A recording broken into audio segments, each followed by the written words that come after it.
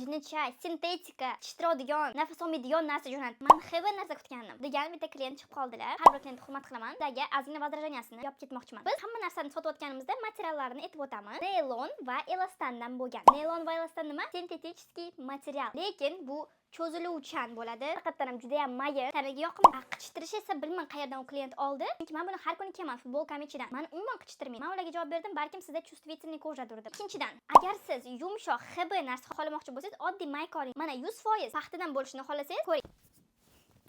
Mana shunaqa holatda tanangiz bo'ladi. Ko'kragingiz lifchiksiz ushlanmaydi. Men hozir lifchik kiyib olganman. Qorningiz shu bo'yicha turadi, chashqa qilmaydi. Ana endi sintetik materialdan bo'lgan narsani ko'rsam, qanaqa turish kerakligini. Mana ko'rsalar bo'ladi, qanchalik tortib turibdi. Xuddi shunaqa uchashkasi uchun, ko'kragingiz lifchiksiz yaxshi ushlashi uchun sintetik mahsulot qo'shilishi kerak qizlar. Sizlarni bitta ko'ringlar, farqi bormi? Mana do и после. Farqni ko'ryapsizlarmi?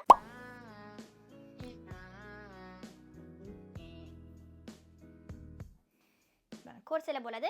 Shunaqa effekt uchun sintetika qo'shiladi. Lekin bu tirmaydi, tanaga yoqimli va maza qilib yengil olib yurasiz bo'zi kiyganingizdan keyin. Farqi просто на глаз. Siz buni tanlagan bo'larmidingiz yo buni?